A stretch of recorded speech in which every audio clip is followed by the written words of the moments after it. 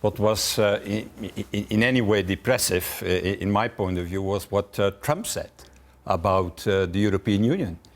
He said, oh yeah, I think that other countries will go out of the European Union, that the European Union will further disintegrate.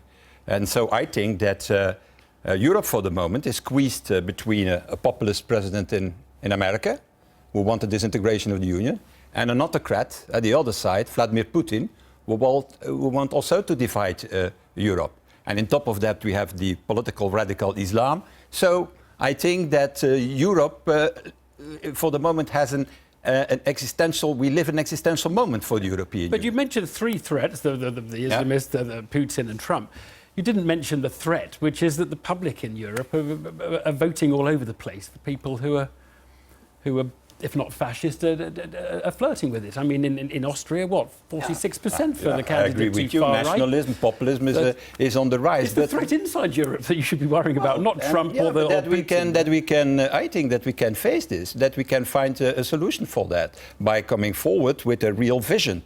A vision for the future for the European Union. The reason why people are falling into the trap of nationalism, populism, is because there are no political leaders in Europe for the moment showing the way forward, saying, look, if we want to really solve the problem of the migration crisis, the refugee flow, the economic fallout of the financial crisis, the geopolitical weakness of Europe, we need a more united Europe and not a divided Europe or a disintegrating Europe. Because, let's be honest, you say, yeah, nation and nationalism. How should nationalism solve the problems that we are facing today in Europe? Climate change, should it be solved by nationalism? No, or, for example, the migration flow by nationalism? Is that the way? This is a very basic issue. But when people, the issue of it's all in the book. When people in Germany say "we," do they mean Europeans or Germans? Or when people in Italy say "we," who they mean Italians? They don't mean Europeans. No, Certainly in the UK, it's probably only in Belgium where you come from. No, I don't think so. I receive for the moment.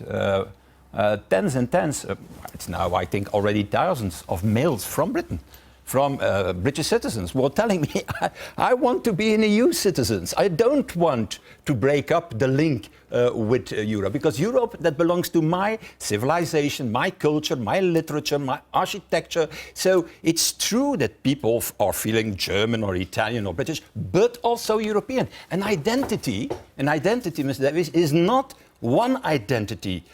No, an identity are different layers, and every person has his own identity. Right. I don't give it to the politicians to discuss and to define what identity is. You're proposing in here defence unity, I mean banking unity, fiscal unity, political union. You're basically, it's the full works. That is what Eurosceptics said people were plotting and wanted inside the continent of Europe. That's, they said, why we should leave the whole project.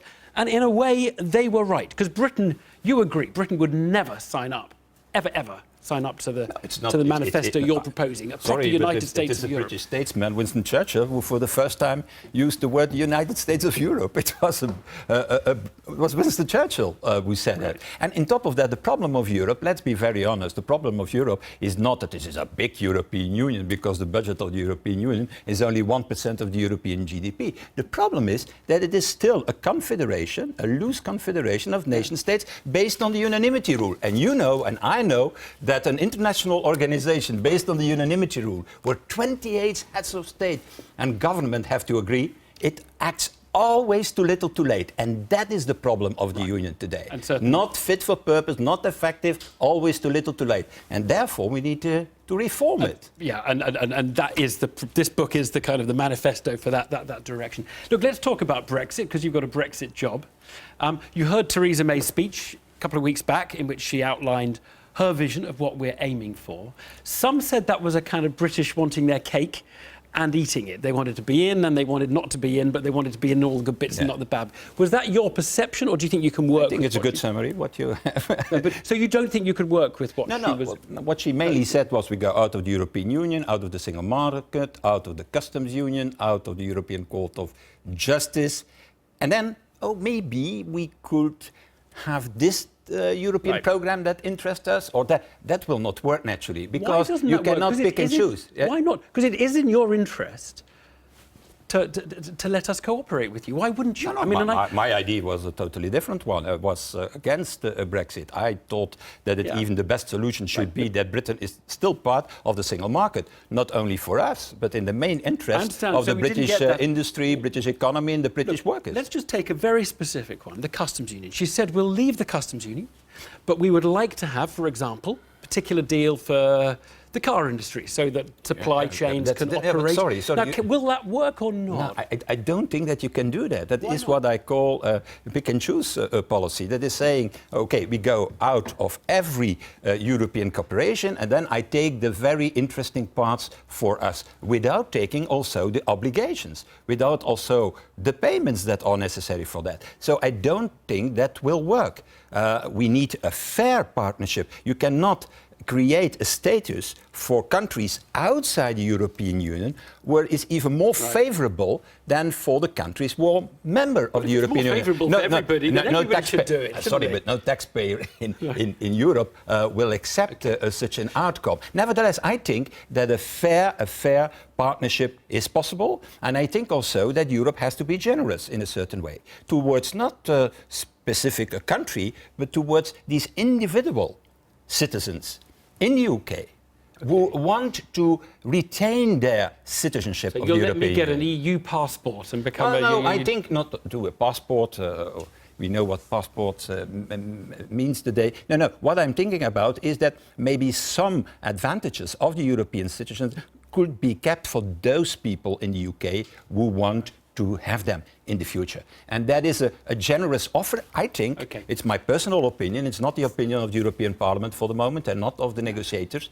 But I think we should offer that to those individual citizens who are still thinking why Britain has taken that decision. Let's go through some of the other specifics. So, financial services, I mean, if there's no special deal for the car industry, you wouldn't... I mean, the financial services industry regulation is equivalent to yours. I will not start here with saying what we need for the financial service, what we need for the car industry. A very basic one. The basic principle is we don't... Cherry picking will not be allowed, I think, in this negotiation. Very important one. This is like a technical point in a way, but it's been not much talked about, but very important. Can we negotiate a trade deal for Britain and the EU? Can we negotiate that with you while we're still talking about the divorce and the amount of money we have to pay and all of that kind of stuff?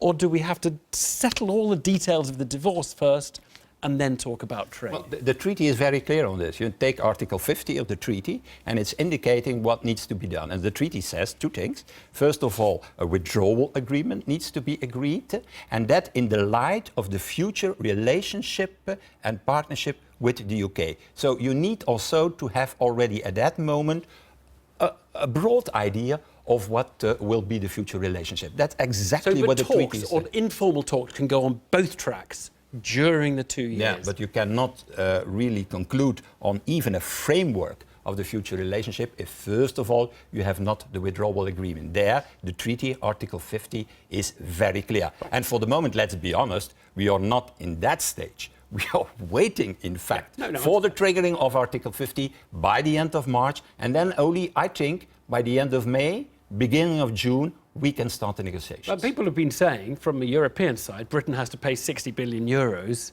for payments to pensions of existing staff or commitments that have been made while Britain's a member. Is that serious? Is that well, serious? The only thing what I know is that the outstanding commitments now and the future outstanding commitments before Britain will leave the European Union in total will be around 600 billion of euro.